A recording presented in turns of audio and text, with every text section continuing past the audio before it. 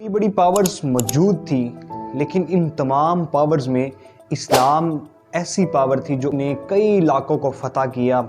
और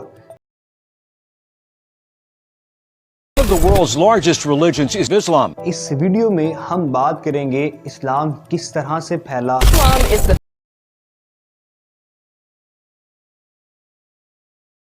और इस इस्लाम ने रूमी सल्तनत को किस तरह से ख़त्म किया।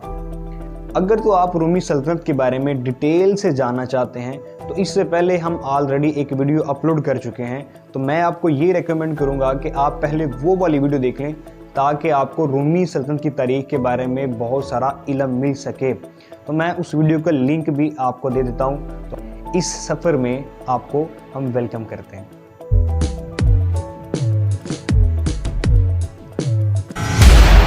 अस्सलामु अलैकुम। ये बात शुरू होती है हज़रत ईसा अलैहिस्सलाम की पैदाइश से तकरीबन 27 साल पहले, जब एक शख्स जिसका नाम अगस्टस था वो वहाँ का हुक्मरान बना और उसने अपनी अवाम के लिए मजहबी, सियासी, इक्तिसादी हर लिहाज से बहुत अच्छा काम किया। लेकिन इस अगस्टस की मौत के बाद उसकी सल्तनत के कोई हालात अच्छे नहीं थे, जिसमें काबिल ज़िक्र जो है वो तीसरी सदी आती है, क्योंकि तीसरी सदी में इसकी सल्तनत के लिए कहत, बीमारियां और इंटरनल सिविल वार जैसे मसाइल जो वो बेशुमार पैदा हुए। लेकिन इन तमाम मसाइल के बावजूद ये सल्तनत जो है ये मज़ीद आगे चलती रही और दुनिया के कई इलाकों के ऊपर ये कब्ज़ा करती रही। अब तकरीबन हज़रत ईसा अलैहिस्सलाम की पैदाइश से 284 साल बाद एक बादशाह आया जिसका नाम था डायक्लेशन। अब डायक्लेशन जो है ये एक साबका जंगजू था। इसने अपनी सल्तनत में मज़ीद इजाफा किया, नए नए इलाकों पर कब्ज़ा किया। अब बाद में इसने अपनी सल्तनत को दो हिस्सों में तकसीम किया, एक का नाम ईस्ट पोर्शन और दूसरे का नाम वेस्ट पोर्शन रखा। ईस्ट पोर्शन इसने खुद रख लिया, वेस्ट पोर्शन जो था इसने अपने दोस्त को दे दिया जिसका नाम था मैक्सिमस। अब अगर हम मज़हब की बात करें तो अगस्टस से लेके इस डायक्लेशन के दौर तक जो उसकी सल्तनत का जो ऑफिशियल रिलीजन था वो कोई एक नहीं था, क्योंकि वहाँ की जो अवाम थी वो एक से ज़्यादा खुदाओं को मानने वाली थी, जिसमें मार्स, जूनो और जुपिटर वगैरह। अब इसके अलावा वहाँ पे कुछ ज्यूज लोग भी रहते थे। डायक्लेशन की मौत के बाद वहाँ का जो अगला बादशाह वो कॉन्टेस्टाइन बना। कॉन्टेस्टाइन की जो वालदा थी वो क्रिश्चियन फैमिली से बिलोंग करने वाली थी, जिसकी वजह से इसकी दौर में वहाँ पर क्रिश्चियनिटी जो फैल गई। अब कॉन्टेस्टाइन एक अच्छा बादशाह था, इसने भी अपनी आवाम के लिए बेहतरीन काम किया। बाद में इसकी लीजनेस से जंग हुई और इसने ईस्ट और वेस्ट दोनों के ऊपर खुद कब्जा कर लिया। लेकिन इसकी भी मौत के बाद वहाँ के हालात बहुत ख़राब हुए, तो फिर 476 ईस्वी के अंदर जो वेस्ट पोर्शन था वो बारबेरियंस के हमलों की वजह से ख़त्म हो गया। अब सिर्फ एक पोर्शन बचा जो ईस्ट पोर्शन था, इसका दूसरा नाम बैजेंटियम भी था। अब ये जो पोर्शन ये कई सदियों तक आगे चलता रहा और इसी पोर्शन ने दुनिया की 3 बड़े-ए-आज़मों के ऊपर कई सदियों तक हुकूमत की, जिसमें मौजूदा दौर की इटली, फ्रांस, मिस्र जैसे कई बेशुमार इलाके शामिल थे। हम बात कर रहे हैं रूमी सल्तनत की। रूम के हालात ख़राब होने की वजह से वहाँ का जो बादशाह 575 ईस्वी में जो है वो हरकलस बना। अब 570 ईस्वी के अंदर मक्का के अंदर नबी करीम सल्लल्लाहु अलैहि वसल्लम की पैदाइश हो रही है, और फिर 610 ईस्वी में नबी करीम सल्लल्लाहु अलैहि वसल्लम ने नबूवत का दावा किया कि मैं अल्लाह का आखिरी नबी हूँ और अल्लाह एक है। अब इसी दौरान जो हमारे पास ईस्ट पोर्शन जो बचा था जिसका बादशाह था हरकलस, इस हरकलस को बेशुमार मसाइल थे, जिसमें सबसे बड़ा जो मसला था उस वक्त की जो बहुत बड़ी पावर थी जिसका नाम था पर्शियन एम्पायर। ये पर्शियन एम्पायर बार बार हमले कर रही थी इस रोमन एम्पायर के ऊपर, क्योंकि पर्शियन एम्पायर का जो बादशाह था वो था शाह खुसरो। शाह खुसरो एक आतशप्रस्त बंदा था, ये बड़ा मगरूरी बंदा था। ये चाहता था कि जो रोमन एम्पायर का बादशाह जिसका नाम हरकलस है वो इस बात को तस्लीम करे कि जी रूमी जो खुदा है वो इतना अहम नहीं है, जो आतशप्रस्तों का खुदा है वो बहुत अहम है। इस बात को लेके इसने रोम के ऊपर हमले किए, जिसकी वजह से इसने रोम के कई इलाकों के ऊपर कब्जा कर लिया। अब जब ये काम चल रहा है तो इस दौरान इस तरफ जो है वो नबी करीम सल्लल्लाहु अलैहि वसल्लम मुसलमानों को बता चुके हैं जी मैं अल्लाह का आखिरी नबी हूँ। جب آپ نے نبوت کا اعلان کیا تو کفار مکہ اور مشرکین نے آپ کھڑی کر دی، جس کی وجہ سے نبی کریم صلی اللہ علیہ وسلم کو مکہ چھوڑ کر مدینہ ہجرت کرنی پڑی۔ جب آپ نے ادھر سے مکہ چھوڑا اور مدینہ گئے تو وہاں سے مسلمانوں کے لیے نیا کیلنڈر شروع ہوا، جس کو ہم ہجری سال کہتے ہیں۔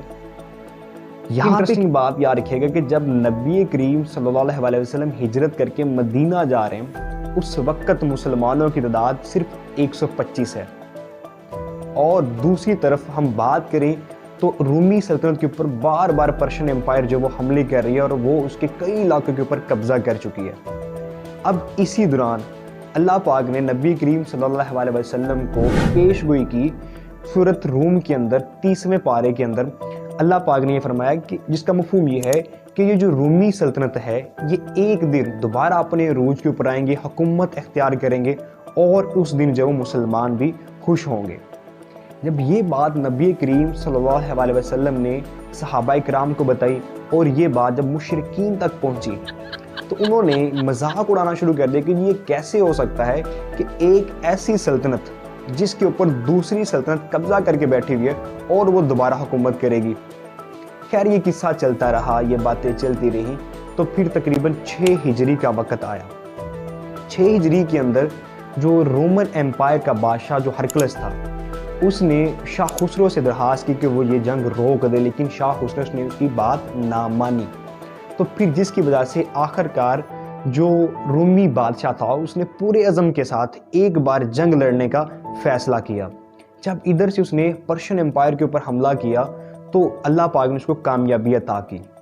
اور دوسری طرف اگر ہم مسلم کی بات کریں تو نبی کریم صلی اللہ علیہ وسلم نے اس وقت کفار سے جو صلح کی، جس کو ہم صلح حدیبیہ کہتے ہیں، تو 6 ہجری کے اندر جو مسلم ہیں وہ صلح حدیبیہ کر رہے ہیں، مسلمان بہت خوش ہیں، اور دوسری طرف جو رومن امپائر ہیں وہ حملوں کی وجہ سے دوبارہ جو ہے حکومت کو تیار کر لیا۔ اب اس سے پہلے ہم نے بات کر چکے ہیں کہ قرآن پاک میں 30ویں پارے میں سورۃ روم کے اندر اللہ پاک نے یہ فرما دیا گیا تھا کہ جی رومی دوبارہ حکومت اختیار کریں گے اور اس دن جو وہ مسلمان خوش ہوں گے۔ تو یہ بات آج سچ ثابت ہوگی کہ جو رومی سلطنت ہے وہ دوبارہ سے حکومت کر رہی ہے، اور صلح حدیبیہ کی وجہ سے مسلمان بھی جو ہے وہ خوش ہیں۔ یہاں سے آگے وہ بات شروع ہوتی ہے کہ جس بات کی وجہ سے ہم یہ والی ویڈیو بنا رہے ہیں۔ حدیبیہ کے بعد نبی کریم صلی اللہ علیہ وسلم نے اسلام کو پھیلانے کے لیے ساتھی بادشاہوں کو خط لکھنے شروع کیے کہ وہ اسلام قبول کر لیں۔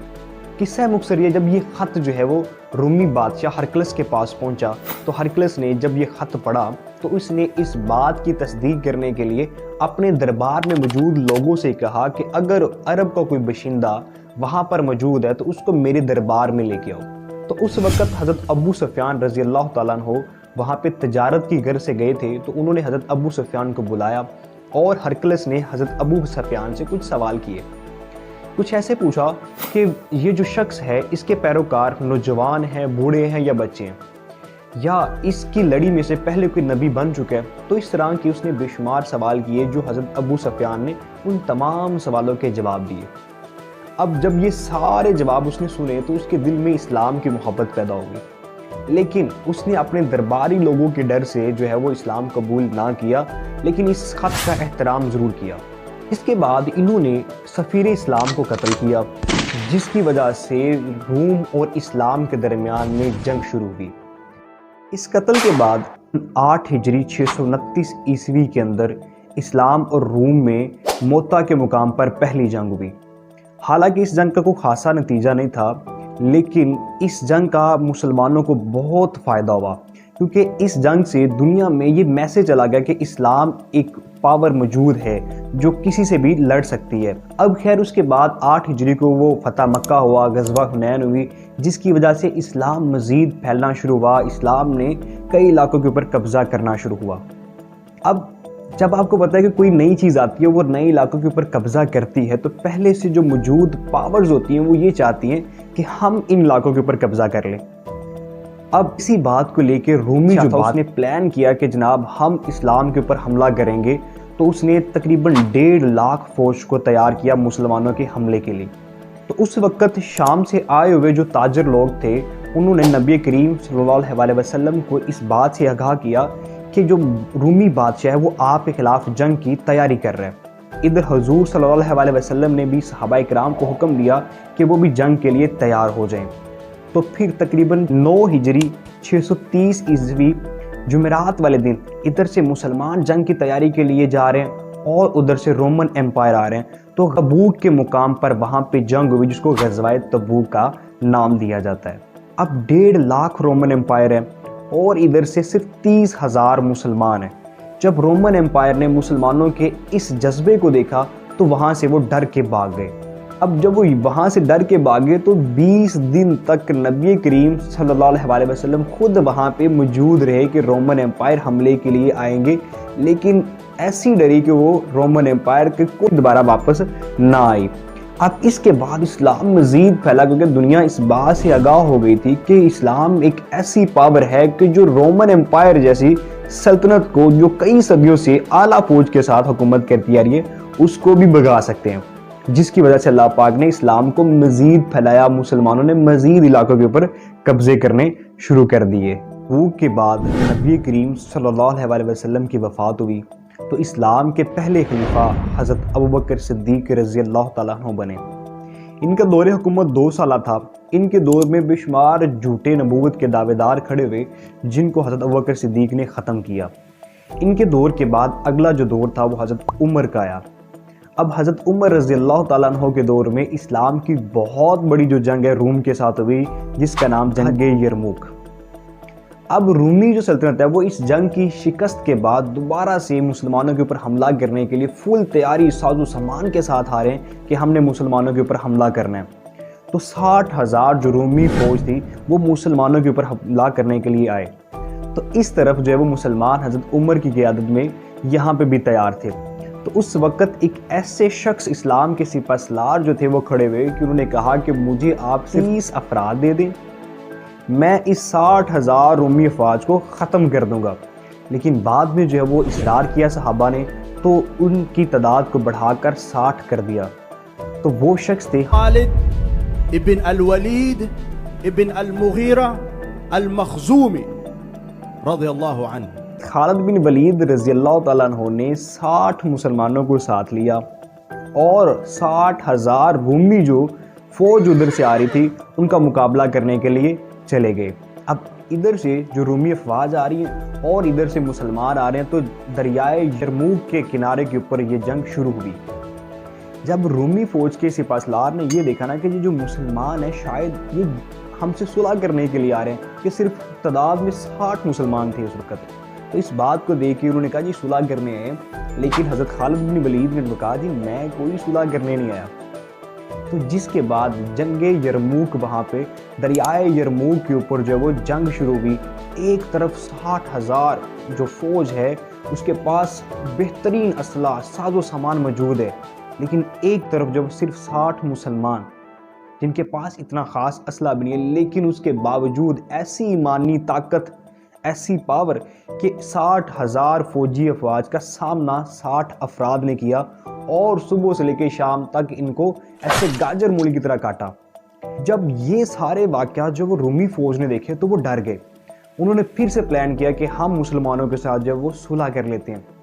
اب اس کے بعد دوبارہ سے انہوں نے مسلمانوں کے ساتھ صلح کی اور یہ جو سلطنت جو بچی آ رہی تھی کئی صدیوں سے، تو یہ سلطنت دوبارہ پھر آگے چلتی گئی۔ خیر اس علاقے کے بعد یہ جو ایسٹ پورشن بچا ہوا تھا یہ مزید آگے کئی صدیوں تک حکومت کرتا رہا، لیکن اتنے بڑے عروج کے بعد اس کو بھی جو ہے وہ زوال آیا، کیونکہ اس میں اندرونی جو ہے وہ سازشیں شروع ہوئی، بیرونی اٹیک شروع ہوئے، فائنینشیل پرابلم بہت زیادہ ہوئی۔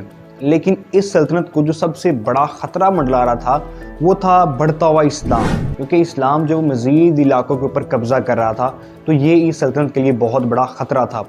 اور یہ جو سلطنت ہے وہ اسلام کے رستے میں بھی ایک بہت بڑا مسئلہ تھا۔ تو پھر تقریباً 1453 کے اندر سلطنت عثمانیہ کے شہنشاہ سلطان محمد نے اس رومی سلطنت کے آخری بادشاہ جس کا نام کونسٹنٹائن تھا اس کو قتل کیا اور روم کے دارالحکومت قسطنطنیہ کے اندر اسلام کا جھنڈا لہرایا۔ تو اس طرح سے اسلام نے اس سلطنت کو پوری طرح سے ختم کر دیا۔ تو اگرچہ یہ سلطنت ختم ہوگی لیکن اس سلطنت کا فن تہذیب آج بھی دیکھا جا سکتا ہے۔ امید کرتے ہیں کہ آپ کو یہ والی ویڈیو بہت اچھی لگی ہوگی، اور اس طرح کی مزید ویڈیو دیکھنے کے لیے آپ ہمارے چینل کو جو وہ کائنڈلی سبسکرائب کریں، تاکہ آپ کو ہسٹری کی تمام باتیں جو وہ پتہ چل سکیں۔ تب تک کے لیے اللہ حافظ، تھینک یو۔